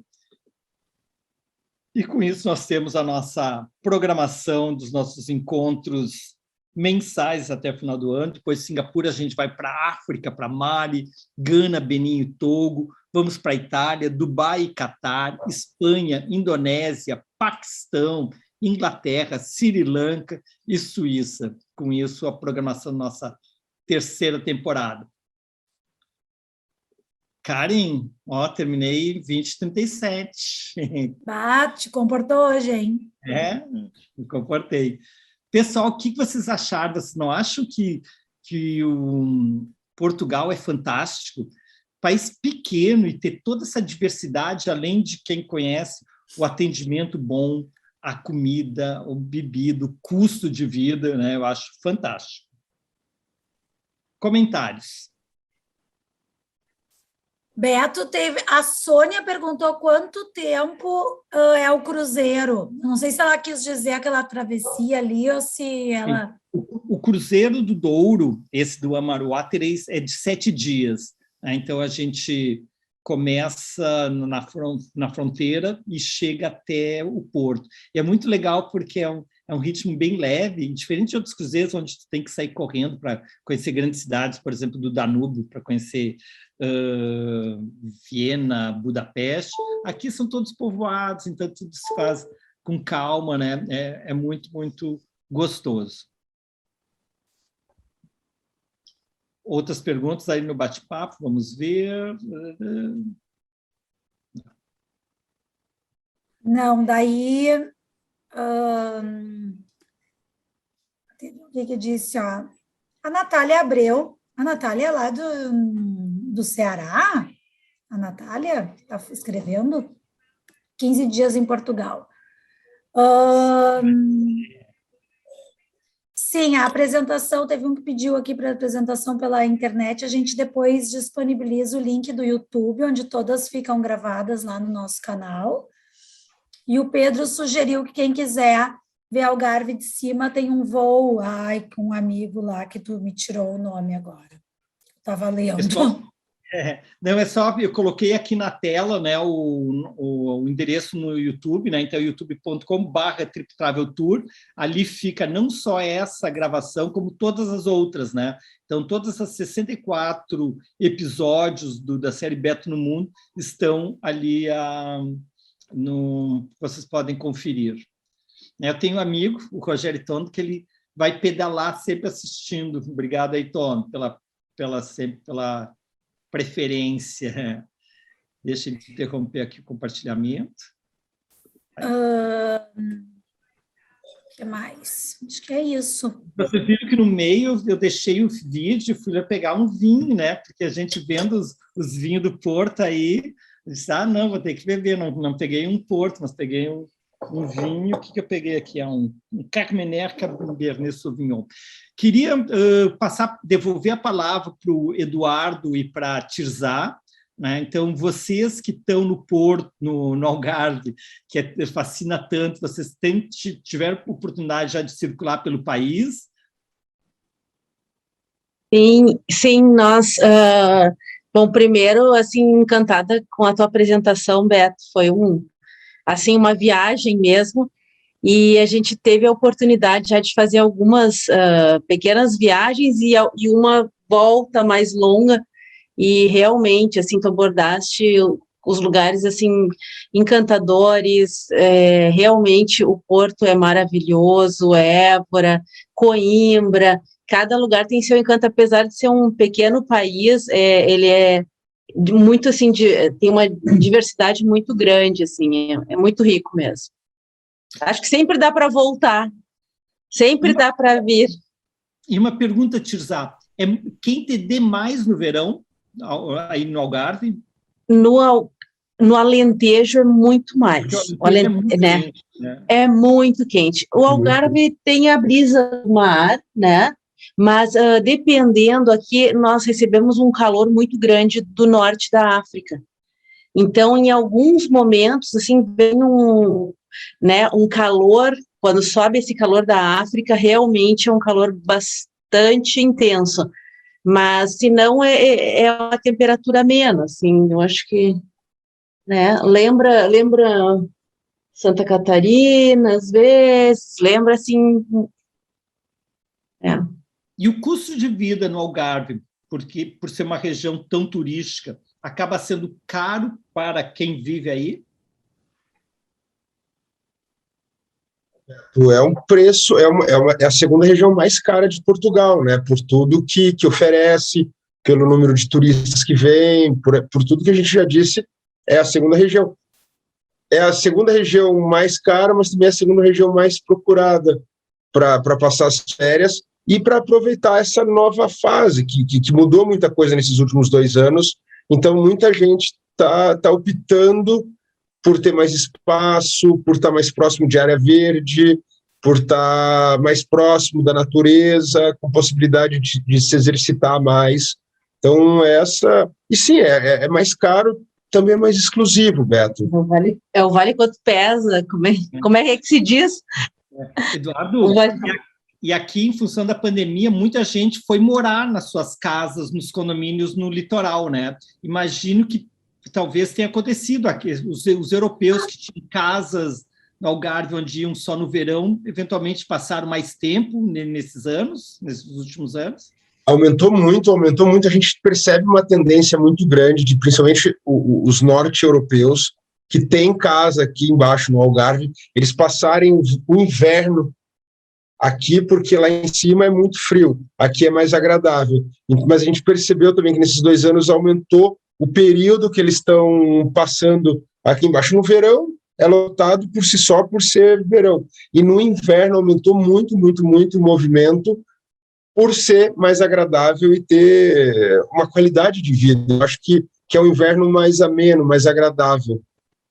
Também aumentou muito o trabalho online, né? Então, toda essa mudança do trabalho online permitiu que as pessoas pudessem escolher novos lugares, fazer novas experiências. Eu acho que...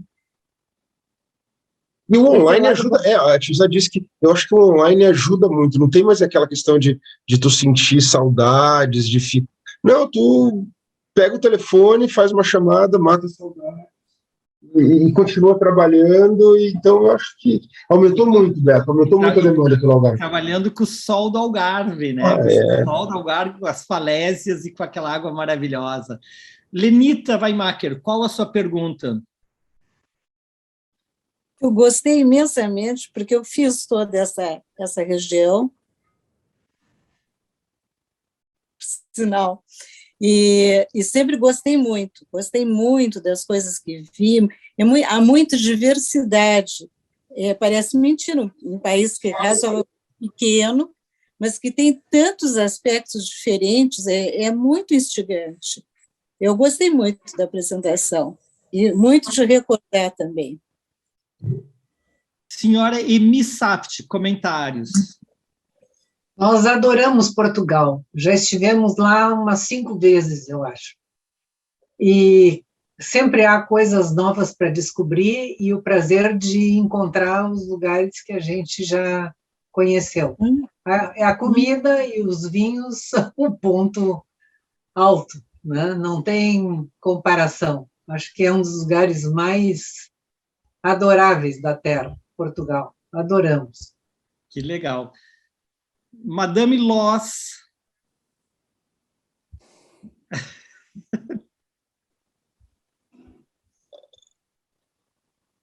Nós já conhecemos uma parte. Saímos de Madrid de carro e percorremos bastante a parte em torno de Lisboa, os entornos. Évora. Só que ficou nos faltando a parte do Douro, de Porto, que é que nós temos muita vontade. Está no nosso planejamento em breve, mas é lindo, é gostoso. Nós somos numa época muito agradável, era outubro, acho, setembro, outubro, muito bom, mas já faz um bom tempo, 95. Então está na hora de retornar. É isso aí, vamos colocar vocês de volta lá daqui a pouco. E nós temos aqui a Tita, que tem filho e netos em Portugal, né? Como é que é a tua relação com Portugal, Tita? Beto, eu gosto muito de Portugal. Eu conheci Porto porque a minha neta mais velha já fez um intercâmbio morando 6 meses lá. Eu gostei muito do Porto. Gostei muito de atravessar aquela ponte a pé e conhecer aqueles restaurantes com bacalhau do outro lado, que era um espetáculo, né? E sempre regado a vinho. Bom, hoje eu tenho parte da minha família, meu filho casado, morando em Cascais, com 3 crianças pequenas. Ele adora viver lá. As crianças se dão muito bem. Ele diz que a civilidade é outra, o respeito pela pessoa humana, o governo de lá, como se preocupa com as pessoas, como eles são gente simples. Tu é capaz de ver o presidente dentro do supermercado sem nenhuma segurança do lado. Isso aqui não acontece no Brasil.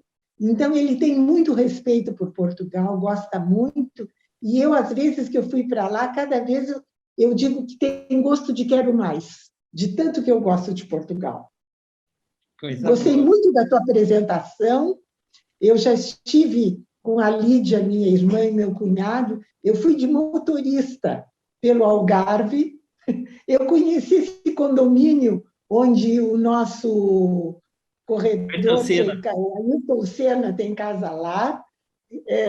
Eu fiquei encantada com aquela região e foi uma experiência muito especial, que eu tenho lindas lembranças. Portugal vale a pena, e eu dou a maior força para quem pensa em imigrar para lá. Eu dou a maior força. É maravilhoso estar lá. É isso aí. Essa é a Tita. Casal Grace, comentários. Oi, Beto. Muito boa a tua apresentação mesmo. A gente revive bastante coisa. Nós conseguimos viajar algumas vezes a Portugal, e é realmente tudo muito, muito bonito. A nossa história também está muito ligada lá, a gente revive muito aquelas coisas da nossa história. Coimbra, que nós somos com os filhos adolescentes ainda, e foi maravilhoso. E agora, mais recentemente, a coisa, acho que a parte melhor de tudo foi subir o Douro e dormir numa quinta, lá em cima. Foi simplesmente assim fantástico, parecia um sonho, porque tanto a viagem no naviozinho até lá em cima, e depois ficar lá na quinta, num hotelzinho, na própria quinta mesmo, eles têm todas as instalações, e nós visitamos depois a parte dos vinhos e tudo, e foi muito legal, muito bonito mesmo. Depois a gente voltou pela via férrea, para ter outra visão, muito bonito, muito bom mesmo. Gostei, Beto, da tua apresentação, da vontade de voltar logo. Não, Portugal ele é ótimo, eles são gentis no tratamento, sabe? Eu já viajei com crianças, são super legais, já trabalhei com nós vintage, eles são super cuidadosos também, né? Então, é um país onde se come bem, se bebe bem, se é bem tratado, né? Então, eles têm toda essa maneira mais formal de ser, que eu acho respeitosa, né? Então, eu acho muito legal. Oi, Beto. Oi, Janete, fala lá. Beto, eu aprendi a gostar de Portugal contigo, com aquela viagem que a gente fez, porque eu não tinha muito interesse assim por Portugal, e aprendi contigo. Muito boa aquela viagem. E a apresentação hoje foi maravilhosa. Coisa boa, Janete, querido. Um abraço no Ari aí. Tá, obrigada. Mara Jardim. Jardim. Beto, eu morei em Lisboa, né, por um curto período de tempo, mas agora mesmo estava falando com uma amiga que está aqui assistindo comigo, e eu estava dizendo... Eu morei em 2004. E depois desse curto período que eu parei numa bolsa sanduíche, eu fazia doutorado na Universidade de Lisboa, tinha uma bolsa, né, de doutorado. Depois desse curto período, eu voltei praticamente anualmente a Portugal, um caso de paixão. Se eu não amasse tanto Porto Alegre e tivesse que escolher outro lugar para morar, seria certamente Lisboa. Eu senti falta de tu falares de um lugarzinho que eu gosto muito, quando se vai para o Porto, Aveiro. Aveiro eu acho uma cidade deliciosa, fazer aquele passeio no Moliceiro, andar por aqueles canais, é muito lindinho Aveiro, né? Muito agradável. Legal, vamos anotar aí para complementar. Então, eu amo Portugal, dito isso, está dito tudo, né? Muito obrigado pela participação. Marilza Ferraz, que outro lugar tu acrescentaria aqui? Tá. Marilza, foi abrir o microfone, tu fechou o teu vídeo. Está ainda fechado, Marilza. Vamos ver, agora deu. Agora deu. Tá. Não, assim, eu conheço bastante Portugal, mas um lugar que eu não conheço e eu fiquei louquinha para conhecer é o Algarve. Achei maravilhoso, eu fiquei encantada com as praias, com o que tu contaste, assim, fiquei com muita vontade de conhecer. E tem uma outra cidade ali no norte também diferente, né? Portugal é um encanto, né? Tudo de bom, a história, a culinária, os portugueses são excelentes pessoas. Então, é um país muito legal. Adorei, gostei muito da tua explanação. E um amor ver Helena pequenininha, a coisa mais amada. Tá linda, né? Saudade que você teve, saudade da Helena Nenê. Recém caminhando, amor. Mas estava tudo muito legal, adorei tudo, tá? Perfeito. Beatriz Halber, o que tu comentou aí que eu te perdi aí? Alguma coisa que tu disseste que não podia perder? Vamos ver. Agora não achei. Hein, Beatriz? Karin Richter, o que tens a comentar? Dá vontade de voltar, né? E o voo direto para Portugal vai retomar agora que bom. Vai retomar agora em 22 de março. Que bom. Então, vamos ter, né, a programação da TAP é termos o voo. E, Beto, a Bea falou de Ilha da Madeira. Bea, nos fale sobre a Ilha da Madeira. Por que nós temos que ir para a Ilha da Madeira? Ela vai morrer de vergonha de falar. Não precisa abrir o... Eu sei que está de pijama, não precisa abrir o vídeo. Pois é o caso. Tá me ouvindo? Estamos te ouvindo. Sim. Eu até tinha te falado, quando eu vi que tu disseste que ia fazer Portugal, coisa que eu podia te passar umas fotos, né? Que a gente foi para lá, passamos uma semana e fomos sem saber muito de lá. E da Ilha da Madeira. A gente foi assim, decidiu de última hora e foi. E é maravilhosa. É dos lugares, certamente, que eu já viajei, que eu mais me surpreendi, mais gostei. E é linda, linda, linda, muito turismo de natureza, trilhas, florestas, cidadezinhas na beira do mar. É um destino maravilhoso, assim, e é um lugar que eu não vejo muito ser divulgado, assim, mas com certeza é top, muito top. E o Tirzá, naquela matéria que tu mandaste de que o Algarve era o melhor destino de verão, eu acho que a Ilha da Madeira estava como a melhor ilha também, né? Sim, e agora com a pandemia também, que as fronteiras se fecharam, né? As pessoas começaram a viajar muito aqui dentro e acho que a Ilha da Madeira também se tornou um destino assim mais próximo, afetivamente próximo, não só geograficamente, né? Ô, Beto, tá me ouvindo ainda? Sim, pode falar. Já vi, assim, que aquelas escolhas de melhor ilha do mundo para passear, ela já por 2 ou 3 anos ganhou como a melhor ilha da Europa. É isso aí, essa matéria que eu vi, exatamente. É muito, muito linda. Super, vale muito a pena ir. Não, e falando em natureza, a minha personal trainer, a Sabrina Schirmer, ela já fez várias corridas treinada, ela ficava percorrendo, circulou toda a Ilha da Madeira. Então, vamos fazer, Karen, lança aí um Grand Tour Ilha da Madeira, depois um Grand Tour Açores, que eu também tenho curiosidade em conhecer. Não sei se alguém conhece as ilhas de Açores aqui. Nós fomos para Açores, uma ilha só. Qual que delas? É onde tem lá os 7 cidades. Como é que era o nome da ilha? Agora eu já me esqueci. É onde tem a lagoa, aquelas 7 cidades. É a maior das ilhas que a gente foi. Mas fomos rapidamente. Agora, a Ilha da Madeira, a gente ficou mais tempo, assim, deu para entender bem o valor dela.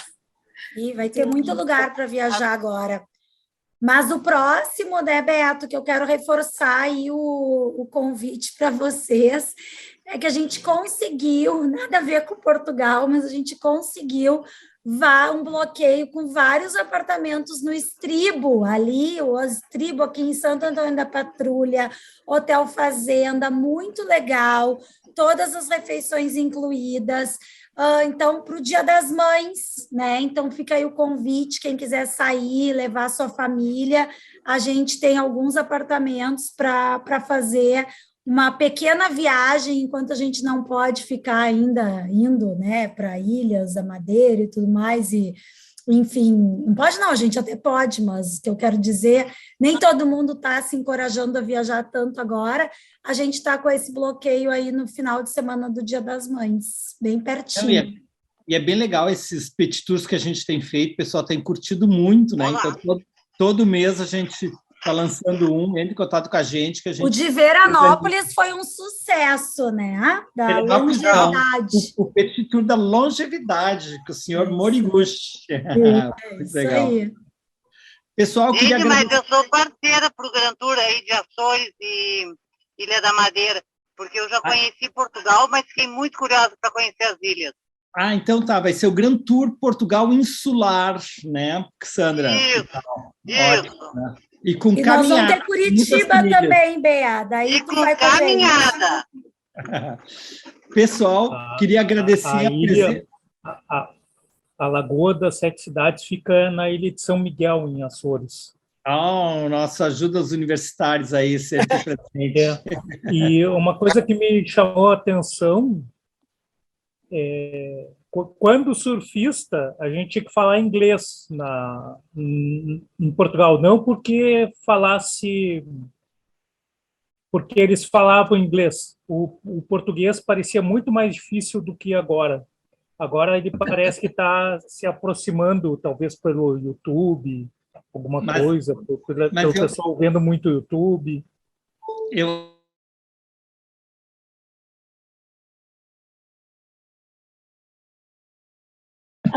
Mas eu acho muito que engraçado isso.